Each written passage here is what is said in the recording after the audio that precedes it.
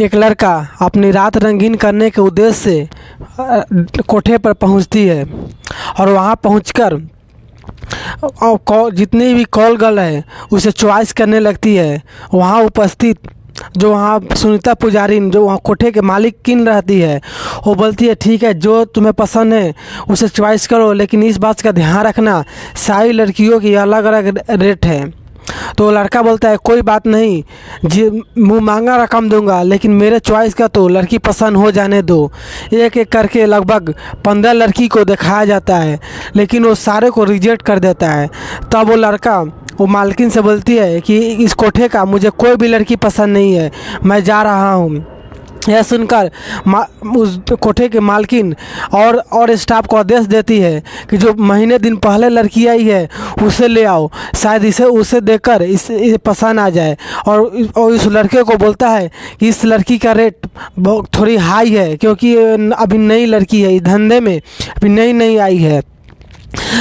मालकिन का आदेश के अनुसार उस नई लड़की को लाया जाता है। उस लड़की को देखकर वो लड़का के आंखों में आंसू आ जाते हैं और शर्म से और इस लड़की का भी उस लड़के को देखकर शर्म से नज़रें झुक जाती है, क्योंकि वो लड़की कोई और नहीं बल्कि इस लड़के की वाइफ रहती है।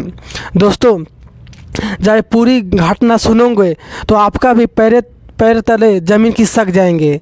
एक घटना बंगलोर की है। एक लड़का जिसका नाम दीपक रहता है और दीपक एक मल्टीनेशनल कंपनी में काम कर रहा होता है, लेकिन किसी प्रोजेक्ट की वजह से उसका ट्रांसफ़र मुंबई हो जाता है और उसी दौरान उसकी शादी हो जाती है। शादी होने के एक महीने बाद एक बार वो अपने पत्नी जिसका पत्नी का नाम तानिया रहता है, तानिया से बोलती है कि तुम घर पे अकेले रहती हो, मेरा मन नहीं लगता, ऐसा करो तुम भी मुंबई आ जाओ, यहीं पे साथ रहेंगे, कमाएंगे खाएंगे और हस्बैंड वाइफ खुशी से ज़िंदगी बिताएंगे।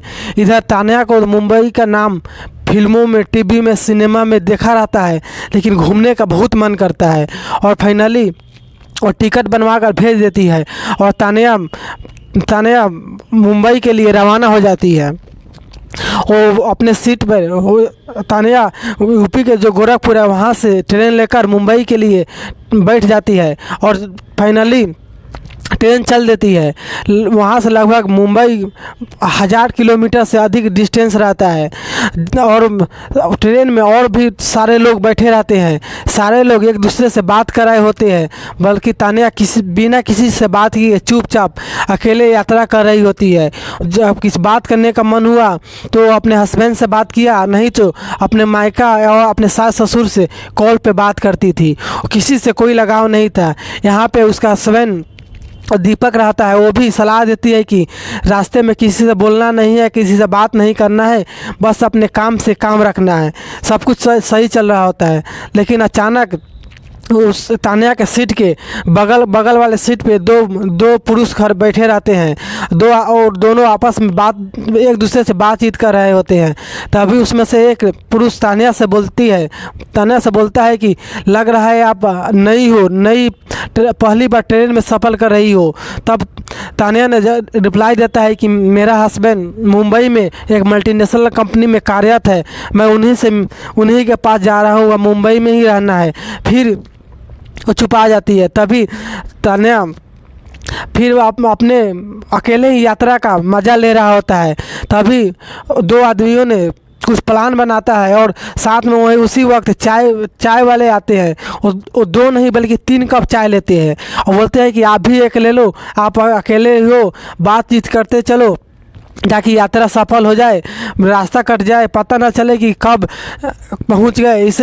इसे यात्रा करने में सुविधा होती है। और फिर वो तानिया से बात करने लगती है। वो अपने जब पूरी 1000 किलोमीटर की यात्रा में तानिया करीब 850 किलोमीटर यात्रा तय कर ली रहती है। मात्र मुंबई वहाँ से 150 किलोमीटर बाकी रहती है। तभी वो 3 चाय लेती है। तब वो आदमी 3 चाय लेते हैं, जिसमें 2 चाय खुद और एक चाय तानिया को बढ़ा देती है और पीने के लिए बोलती है, लेकिन तानिया शर्मीली आंखों से वो चाय लेकर पी लेती है। लेकिन जब उसकी नींद खुलती है तो एक अपने आप को एक हाईवे पर एक कार में दे पाया जाता है, और साथ में वो दो आदमी जो ट्रेन में बैठा हुआ था वो रहता है, और एक नया आदमी जो ड्राइवर जो कार चला रहा होता है। तान्या बिना सोचे समझे वो समझ जाती है कि अब उसके साथ आज क्या हुआ है, और फाइनली वो विरोध करने लगती है। लेकिन उसी में एक आदमी उसके गाल पे एक तबाचा देता है और चुप रहने के लिए बोलता है, लेकिन तान्या जोर ज़बरदस्ती करने लगती है। तब उसका मुंह बांध लेता है और फाइनली मुंबई के रेड लाइट एरिया में ले जाया जाता है। और वहाँ का जो मालकिन सुनीता पुजारी न रहती है, उसे देकर और कुछ पैसे लेकर चले आते हैं, और तान्या को जो रेड लाइट एरिया के अंदर है कोठे में रख लिया जाता है। तान्या इसका विरोध करती है, पर वहाँ के उपस्थित सारे स्टाफ और सुनीता पुरानी जैसे सारे उसे दबाव देने लगता है कि अब तुम बिक गई हो, और जो लड़के दो आदमी आए थे तुम्हें यहाँ बेच कर गई है, अब तुम्हें यही काम धंधा करना पड़ेगा जो और महिलाएं करती है। और चूँकि वो पहली बार गांव से निकली लड़की वहाँ पे और लड़कियों को देखती है जो आधे अधूरे कपड़े पहनी रहती है, जिसे लेकर किसी भी पुरुष का मन ललचा जाए। वो तान्या बहुत रोती है, उसे अकेला कमरा में रख दिया जाता है और उसे काम करने के लिए मजबूर किया जाता है। 2 दिन तक भूखा रखा जाता है, उसे हर तरह से कष्ट दिया जाता है। यह करते करते करीब 14 से 15 दिन हो जाते हैं, लेकिन तान्या इस काम में आने के लिए स्वीकार नहीं करती है। तब एक दिन वो परेशान होकर वो हाँ बोल देती है, और साइन टाइम पर उसे हार्मोन बढ़ाने का जो इंजेक्शन वो दिया जाता है ताकि सेक्सुअल एक्टिविटी के लिए उसका मन करे। एक दिन एक कस्टमर आता है जो पहली कस्टमर होता है, और तान्या के रूम में वो जैसे ही कस्टमर जाता है तो और तान्या देखकर रोने लगती है, बोलती है कि अभी तक मैं सेफ हूँ, आप प्लीज़ ऐसा काम मत करो, मुझे गलत तरीके से लाया गया है। और फाइनली तान्या उस कस्टमर को अपने सारी अब बीती बातों को बतला देते हैं। क्योंकि कस्टमर काफ़ी सजग और अच्छा इंसान रहता है, उन्होंने बोलते हैं ठीक है, मैं आपकी क्या मदद कर सकता हूँ। तो इस पर तान्या बोलती है कि आप मेरे एक बार हस्बैंड से बात करा दो, और हस्बैंड का नंबर देती है, और हस्बैंड से तान्या बात करती है और सारी ट्रेन से लेके उस चाय वाले तक सारे बात फ़ोन पे बता डालते हैं। तब हस्बैंड वो कस्टमर से पूछते हैं कि अभी बताओ ये कहाँ के लोकेशन है। तब वो बतलाते हैं कि मुंबई के फलना कोठे में तुम्हारी बीबी ऐसे होते, सारे चीज़ वो शेयर कर देते हैं।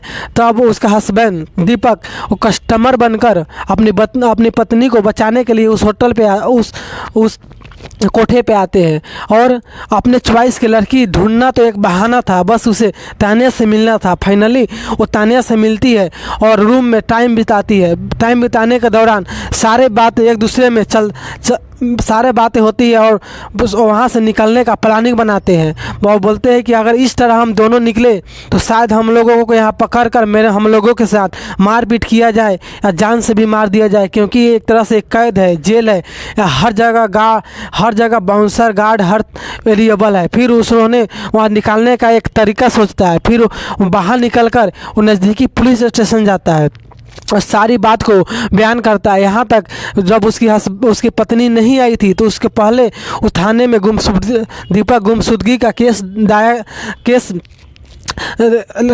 FIR कराया रहता है, जिसे पुलिस के लिए साफ स्पष्ट हो जाता है कि यही लड़की है, यही इसकी वाइफ है। तो फिर एक प्लानिंग के मुताबिक दोबारा कस्टमर बनकर दीपक अपने वाइफ को जो तान्या उसी के कमरे में जाते हैं और अपने कॉल का इंतजार कर रहा होता है। उसी दौरान पुलिस का टीम उस लोकेशन पे पहुंचती है और डायरेक्ट उसी कोठे के उसी रूम में पहुंचती है जहां पे दीपक और उसकी वाइफ तान्या पहले से ये कमरे में बंद होती है, और वहां जाकर गेट बजाती है और खोलती है। और खोलने के बाद वो सारे प्लानिंग होता है। फाइनली पुलिस की टीम वो तान्या को वहाँ से आज़ाद कराती है, और तान्या ही नहीं बल्कि तान्या के साथ और लड़की जो कहीं से अपहरण करके अगवा करके और नाशा करके लाया जाता है, सारे को आज़ाद कराती है वहाँ से। और इतना ही नहीं, वो सुनीता पुजारी को गिरफ्तार कर उसके साथ दो बंदे ट्रेन में उसके साथ जो तान्या को यहाँ बहका कर लाया था, चाय पिलाकर और नशे देकर यहाँ पे लाया था, उसका भी गिरफ्तारी होती है। तो पता चलता है कि वो दोनों का काम ट्रेन और बस में ही होता है। वहीं नशीली दवा खिलाकर और वहाँ और ऑटो और ट्रक से, ऑटो और ट्रेन से एक बेहोशी हालत में उतारना, जैसे कि मान लो उसका घर का मरीज है और इलाज कराने के उद्देश्य से ले जाया जा रहा है ताकि पुलिस और कोई किसी का शक ना हो, यही काम रहता है। फाइनली उस दोनों को गिरफ्तार कर जेल भेज दिया जाता है। इधर दोनों हस्बैंड वाइफ खुशी से टाइम बिताने लगते हैं। और तो इस पर दीपक बोलता है कि तुम टेंशन मत लो, तानिया बहुत डरी रहती है, लेकिन बोलता है कि टेंशन मत लो, मैं हूँ ना, दुनिया कुछ कहे, मुझे तुम पे पूरा भरोसा है। अतः इस बात की जानकारी किसी को नहीं लगेगी, यहीं तक सीमित रहेगी और आगे की ज़िंदगी खुशहाली से जिया जाएगा। और फाइनली दोनों के जीवन में सब कुछ सही से चलने लगता है। दोस्तों, ये पूरी घटना सुनाने का मकसद मेरा किसी के दिल दुखाना या किसी की भावनाओं के साथ ठेस पहुँचाना नहीं, बल्कि समाज को, लोगों को जागरूक और सचेत करना है कि कहीं भी यात्रा करें सचेत और सावधान रहे। किसी अनजान व्यक्ति द्वारा दिए गए कुछ भी चिप, कुरकुरे या चाय जैसे कोई भी सामग्री का उपयोग ना करें। पता ना किस टाइम कौन बंदा आपके साथ फ्रॉड कर सकता है।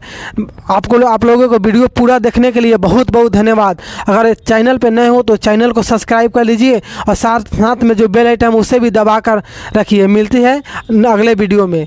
Thank you so much.